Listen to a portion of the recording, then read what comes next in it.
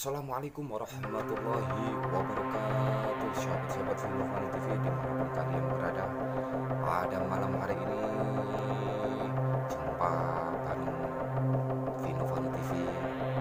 Saya akan menceritakan kisah menarik, unik, berbau mistik, berbau misteri.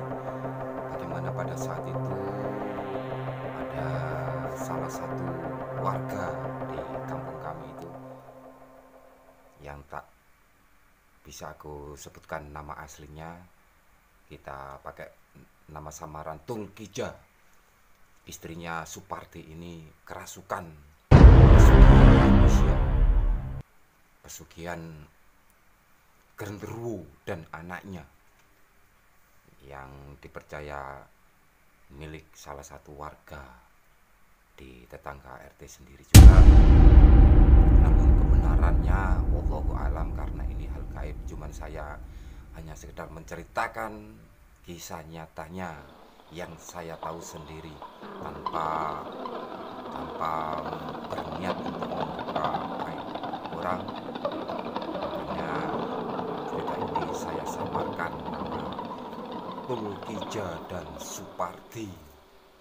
Bagaimana kelanjutan tentang kisah nyata tumbal pesugihan mencari mangsa menabrak anaknya ketika bermain? Tonton terus kelanjutan video ini biar kalian semua nggak gagal paham. Dan kalau video ini bermanfaat, tinggalkan jempol Anda, tekan subscribe, like, komen, dan share. Terima kasih atas semuanya, atas partisipasi kalian semuanya yang sudah membantu sedikit demi sedikit perkembangan dari channel Vino TV. Ikutin terus ceritanya. Dah.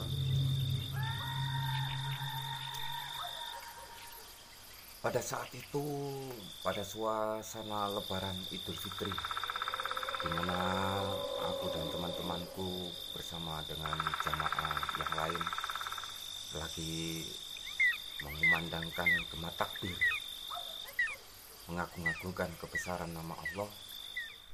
Tiba-tiba kami mendengar kegaduhan di luar masjid. Di jalan sebelah masjid itu banyak suara-suara gaduh, dan kami mengira pada saat itu ada orang berkelahi atau lagi tawuran atau anak-anak lagi bermain-main, karena suasana lagi gembira-gembiranya, lagi rame-ramenya menyambut Lebaran Idul Fitri. Kami pun berinisiatif untuk melihat keluar, untuk melihat apa gerangan yang terjadi. Tiba-tiba saya melihat ada seorang ibu-ibu lari begitu kencang, lari sekencang-kencangnya. Tapi yang aneh itu lari, dia tuh pakai baju kayak orang Jawa pada umumnya, pakai jarik, tapi bisa lari kencang. Ada yang mengejar di belakang itu, banyak orang yang mengejar, terutama keluarganya sendiri. Terus kami pun bertanya pada salah satu warga, "Hai, ono apa? Kesurupan," dia bilangnya begitu. "Oh ya," yang namanya anak-anak, karena waktu itu saya masih bisa dibilang anak-anak karena masih pelajar. Saya pun ikut lari. Ternyata sampai di rumahnya si ibu-ibu tadi ini lari sekencang-kencangnya, sampai di rumahnya itu didobrak langsung masuk di kolong tempat tidurnya. Setelah itu sampai di situ dia semaput. Nah, yang punya rumah juga kaget karena nggak mengetahui apa yang terjadi. Terus sama keluarga yang ibu-ibu ini yang kesurupan ini dibawa pulang, semaput, dibopong sama berapa orang dulu, 3 orang, karena cukup gemuk. Terus setelah dibawa pulang, saya tanya-tanya pada salah satu warga, "Kenapa itu tadi?"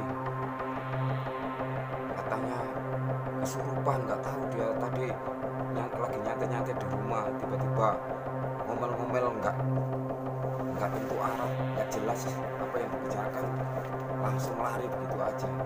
Terus setelah itu nggak lama kemudian kan dari salah satu keluarga itu memanggil paranormal, kembali menunggu paranormal datang.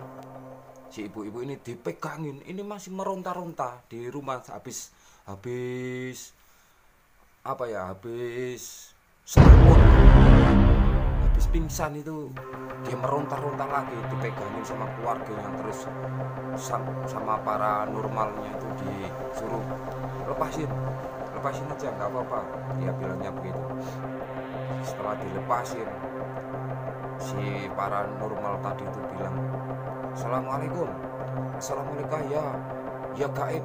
Menurut pendengaran saya yang saya tahu dulu, dia bilang begitu si paranormalnya. Kenapa kamu gangguin manusia ini? Si paranormalnya bertanya begitu. Terus si ibu-ibu ini yang kerasukan ini bilang, salahnya aku lagi main-main di jalan sama anakku, kok anakku ditabrak. Nah yang namanya gaib kan kita nggak tahu, kan sudah beda alam. Bilangnya itu begitu, dia sama anaknya itu lagi bermain di jalan. Lah kebetulan si ibu-ibu ini namanya, saya samarkan namanya Tulkija ini, sama suaminya namanya Supardi, nama samaran Supardi ini, dari sawah pakai sepeda ontel. Lah di depan rumahnya ini awal mulanya dia kerasukan pesugihannya orang, dia itu menabrak kerasukan. Pas kerasukan itu menabrak anaknya, si demit ini ditabrak. Tapi pada awalnya itu yang yang laki, karena yang mengbonceng kan lakinya. Mungkin menurut si demitnya ini yang salah itu kan lakinya, kenapa anaknya ditabrak. Lah kan nggak kelihatan, dia kan barang gaib. Setelah itu suaminya pas si ibunya ini dipegangin, diobatin lah istilahnya sama paranormalnya, sama orang pinternya juga bilang begitu. Lah aku kan gak ero, dunia kita saja berbeda, kamu barang gaib, siapa yang tahu kamu lagi main di jalan, kata si demit. Aku tadi itu seharusnya itu makan kamu, tapi kamu panas karena kamu sering ke masjid, kamu sering baca Quran, sering ini. Terus aku pilih-pilih, ternyata istri kamu yang enak dirasukin, ceritanya begitu. Terus setelah diobati sama paranormal yang meronta-ronta karena ini menyangkut privasi orang ini, si orang yang paranormalnya ini bilang, nggak usah disebutin namanya, kan sudah jelas tadi. Pas larinya si ibu-ibu pas kerasukan lari kencang tadi kan langsung masuk ke rumahnya, bahkan pingsan di kolong tempat tidurnya. Katanya aku ini, kata demitnya pas lagi kerasukan itu, lagi merasuki si ibu ini, aku ini sebenarnya sudah capek, sama bapak sama emak itu disuruh cari makan sendiri. Lah kamu apa sebenarnya makannya? Kalau di rumah itu saya makan bubur panas hitam sama putih, tapi aku selain itu aku mau makan manusia. Sama paranormalnya, enak saja kamu bilang mau makan manusia, kan sudah dikasih itu makanan. Gak enak itu cuma syarat saja, tapi sebenarnya aku makan darahnya manusia, kotor-kotorannya manusia itu yang aku isap, yang aku makan. Terus diobatin sama paranormalnya ini, lama kelamaan dia berangsur pulih, sembuh lah istilahnya, disembuh. Tapi ditanyain apa yang terjadi, dia nggak ingat sama sekali. Setelah itu kita ngobrol-ngobrol sama tetangga-tetangga di luar, kan penuh, banyak orang di luar ngobrol. Kan sudah tidur, si ibu-ibunya tadi itu sudah tidur. Mendadak dia itu bangun kayak orang hilang ingatan, bangun lagi, lari lagi sekencang-kencangnya. Cuman kali ini larinya itu kalau dari rumahnya sampai, ya mohon maaf, yang dicurigai punya pesugihan itu sekitar 150 meter, 200 meter. Dia itu lari lagi kau wencang masih pakai pakaian yang sama, pakai jari. Kan kalau pikir secara logika, lari pakai jari, pakai kemben, istilahnya itu pakai kemben, kan nggak mungkin. Ini bisa lari kencang ini si ibu-ibu ini. Tapi bedanya pas lari yang kedua ini sekitar jam 11 lah, 11 malam. Dia itu sampai di depan rumah, di pelataran rumah Semaput, pingsan lagi, nggak sampai masuk ke rumah karena yang punya rumah setelah kejadian yang pertama tadi sorenya tadi itu sudah ditutup. Nah yang kedua ini malah rame ini, bikin warga emosi. Ada yang bilang bakar saja rumahnya, bakar saja, ini bikin onar, bikin keresahan di warga ini. Kalau mau cari makan, cari pesugihan, cari di luaran desa sini, jangan kotori kampung ini. Ada yang bilang, bahkan ada yang sudah pegang dulu itu minyak tanah, belum masih banyak jualan minyak tanah, ada yang bensin, ada yang minyak tanah mau dibakar. Terus salah satu warga mungkin dari perangkat itu kan sudah menghubungi pihak yang berwajib. Di situ sudah ada bank desa, ada Kamtimas, ada perwakilan desa sudah berkumpul di situ. Jadi apa yang menjadi niat warga untuk membakar rumahnya tadi itu ya alhamdulillah nggak sampai dilakukan. Tapi di situ sudah ramai masa, warga sudah mengepung rumahnya. Terus yang punya rumah yang dicurigai punya pesugihan itu, yang pada waktu itu mungkin mau mencari tumbal itu, bilang jangan main hakim sendiri kamu, ojo main hakim dewi. Kalau memang aku punya pesugihan, apa buktinya? Nek aku duwe pesugihan, apa buktinya? Nah itu tadi tiba-tiba lari ke rumahmu, masuk ke kolong tempat tidurmu. Pas kerasukan tadi juga bilang bahwa aku ini sudah capek cari makan sendiri, sering diajar sama bapak emak. Terus kan di depan hukum kan harus ada bukti nyata tuh. Mana buktinya? Kalau sampai semua warga di sini mau bakar rumah saya laporkan semua. Setelah dipikir-pikir kan memang susah juga ini pembuktiannya di depan hukum kan, karena nggak bisa. Ini kan masalah dunia gaib, nggak kelihatan. Walaupun bukti ibu-ibu tadi lari langsung menerobos mendobrak pintu sampai masuk ke kolong tempat tidurnya, mungkin itu tempat ritualnya di situ. Balik lagi akhirnya pingsan, ibu ini tadi pingsan, dibawa. Akhirnya para aparat tadi mediasi para perangkat, termasuk ada di situ perwakilan polisi juga, itu memediasi warga-warga agar tidak terjadi anarkis, apalagi sampai membakar rumah atau menganiaya yang punya rumah, karena ini kan hal yang bersifat mistik, nggak bisa dinalar di logika. Jadi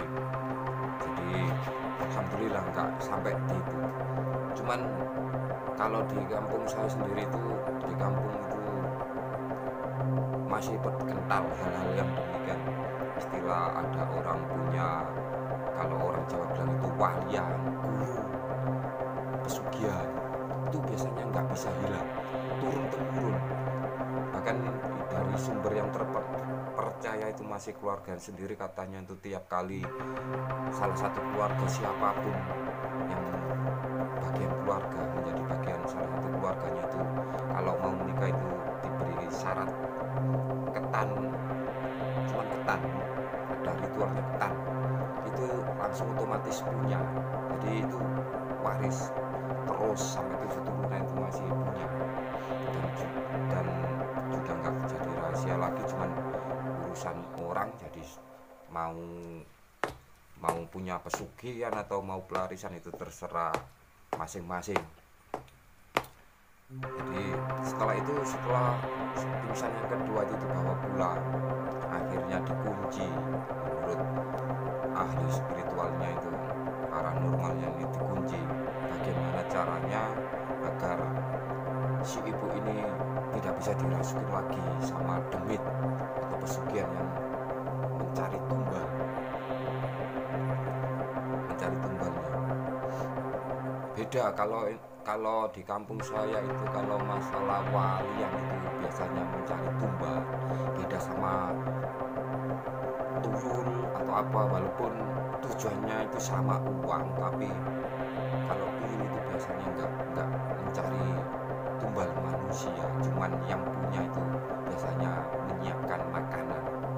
Ada, menurut cerita itu ada yang menyusu sama yang punya, dan macam-macam lah. Tapi balik semua itu biasanya yang punya itu punya alat, istilahnya pusaka lah, untuk mengendalikan demit-demit ini tadi.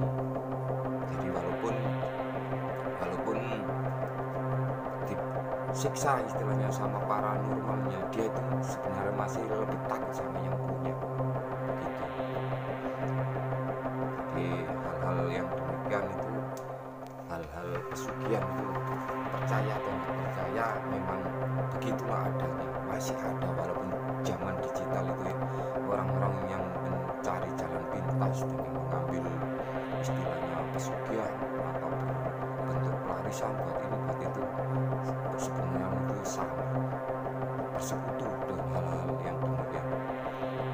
Dan bagaimana kalian semua menyikapi hal-hal ini, menyikapi bagaimana masalah pesugihan itu tergantung bagaimana kalian semua untuk menyikapinya.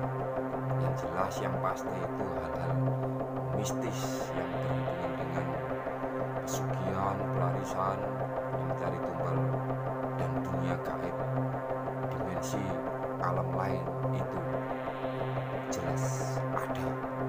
Karena kita sendiri tiap hari itu selalu berdampingan dengan hal-hal yang bernuansa gaib, nggak kelihatan.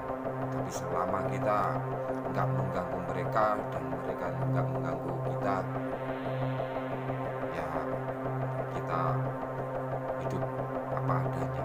Jangan saling mengganggu, istilahnya harus saling menghormati, karena bagaimanapun dia juga makhluk ciptaannya Allah. Yang penting kita sebagai manusia tidak boleh bersekutu dengan hal-hal yang demikian, karena itu akan membuat kita nantinya pasti akan menyesal di belakang hari.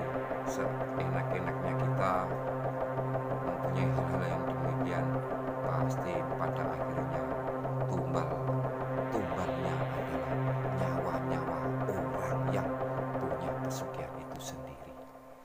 Terima kasih telah menonton cerita singkat ini. Mudah-mudahan ada manfaat dan hikmah dari suara.